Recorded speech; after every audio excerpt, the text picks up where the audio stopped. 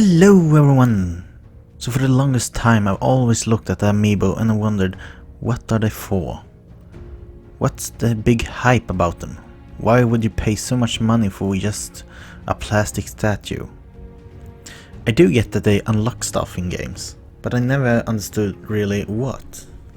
So I do own a copy of Super Smash Bros. So I did decide to buy one just to see what the big thing was. So here's me unboxing it. The reason why I even took the step to buy one was actually I found it on a sale. So I found it for 10 bucks. I know they go for 15 normally where I live, even up to 25 bucks. So 10 bucks was a good price at the moment, that is. And I must say the structure of the box was actually much stronger than I thought it would be. It was hard to get in with one hand than I thought. But with a knife in my hand, I succeeded in the end. And I must say I was a little bit surprised that the only thing that actually came with it was the Amiibo and then just an instruction manual.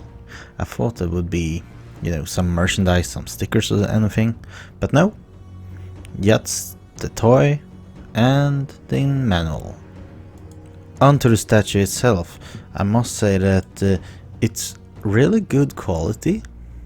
I'm surprised. I thought it would be some hard plastic that when you drop it in the ground it would break into 10 pieces or something. Sure, you can see it being molded in different pieces and then put together, but really, it's really good and good structure on it. I'm happily surprised. Even the paint was really good and detailed. Now going forward, before I bought it I did no research at all of what you got because I wanted to be as surprised as possible. I did understand, however, that you would unlock some characters in game only by looking at the box, but nothing more than that. So I was happy to see that when you walked into the menu for the Amiibo, it did show you a bit of a chart telling you what would happen when you scanned an Amiibo, and it did say that you will get a figure fighter, but not much more than that. It said it would learn and stuff, and I was like, yeah, if you use it like an NPC, cool. But what I would realize later, I will tell you soon. So the first thing you had to do was to make an Mii. Since I didn't have one on my Switch, I had to make one a bit fast. And then the next thing you had to do was give it a nickname.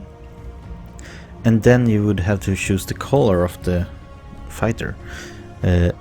But here's where I think it was a little bit bad, because you actually only choose the clothing of the trainer and the gender, and then the Pokemon itself or the fighter would have a different color based on the trainer. But I didn't show it, so you had to go in to every single trainer to see what color it would be, and the loading screen for that was a bit high actually, so that was a bit tedious. And of course, since my figure fighter would be a Charizard, I had to see if there was a shiny Charizard anywhere hidden. Spoiler alert, there isn't. There is one. If you choose one of the female characters, there is inverted shiny. It's gray with black wings. If you know a shiny Charizard, it's black with red wings. Anyhow, I chose the golden one since a shiny Charmander is golden. And then I would look at the other menus. You get level up, smash, and send on a journey. So I start by checking out level up, and here's where you customize it. You can give it a spirit and stuff to give it some levels a figure fighter can go to level 50 apparently. So that's an easier way if you don't wanna battle up to level 50.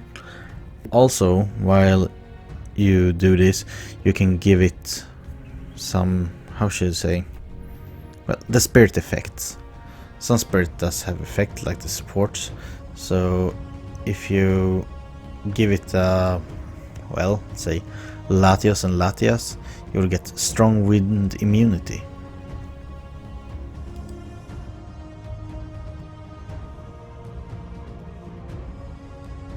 But going back and forward over my spirits, I decided in the end that I wouldn't sacrifice any before I knew more about the Amiibo.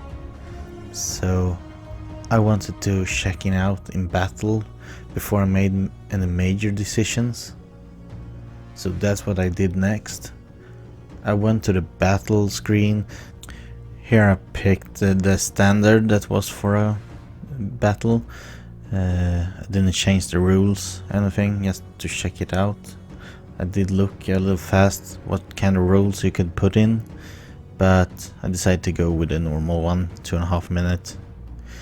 Then it was off to choose a map, and I decided that I wouldn't use a map that I was familiar with, because I did want to know the full strength of the Amiibo character.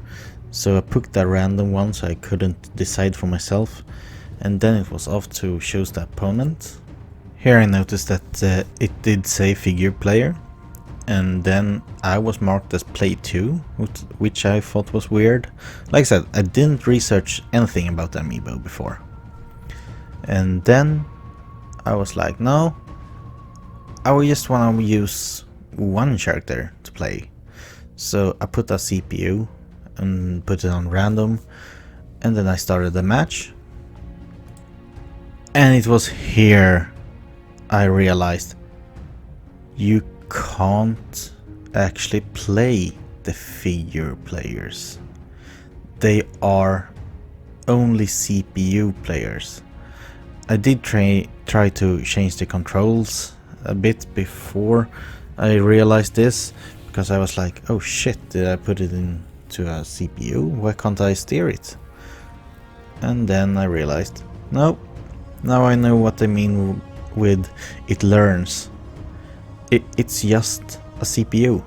It's your personal opponent. If you don't have any friends to play with, you can buy an Amiibo, and that one will be your opponent, and it will learn how you play and become harder and harder to beat for you. I did actually forget to look into if you can do double battles with it, so that you can have it as your friend instead, to help you out and to play with. I will look into that at a later time, but not today. Anyhow, to not be able to move the figure player, it was a bit disappointing, and it really taught me that do a bit more research next time. Don't become totally surprised when you start a project like this. Then again, to be surprised is a few things that's fun with new stuff. So next up, I tried send it on a journey, and this option is, if you don't feel like training it yourself, you can put it online and it will do matches by itself.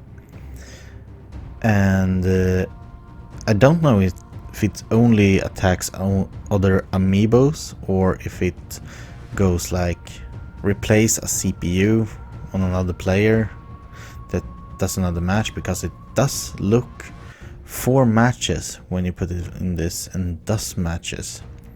The problem with this, if you ask me, is that if you send it on journey, your switch becomes unavailable for you. You can't do anything else until it comes back. You just have a screen that says it's in a battle, or it finished a battle, getting ready to move on, and searching for a battle, you know, that kind of thing. And it will do this until it's until it done 3 matches. I don't know if it's gonna do more than 3 matches. I didn't bother checking, to be honest. I only waited around for it to do 1 match. Then when I closed it down, you did still receive points, even though I, well, interrupted his journey. So that was good. But then I thought like, you know what? I want to check this out myself. Something that I noticed when I quit the battle though was that you actually can look at the footage of your Amiibo's battles, and that's a bit fun to see actually, if, well, just to see if it won or lost, or, you know, anything. See how it progresses. But what was really my next step was trying it out myself, like I said, and I did that in 2 battles. The first one, I totally owned it, no question asked. The second one, I noticed that it actually might have learned a few things from the first match and was a bit harder to beat, and that was really fun. Also, I noticed that even though it's NPC matches technically, you can actually win new fighters after. So you don't waste time battling it, because you're doing it to unlock more fighters if you don't have all fighters. So that's also a plus. So in the end, what did I learn? Well, make more research before a purchase, of course. Maybe not everything, but a bit more. Like I said, you can't play as this character, and that was one of the things I thought was funny, because it says to level it up. I was thinking it was like a JRPG kind of thing. You know, you customize your own fighter and fight it a bit differently than it normal does. But I was wrong.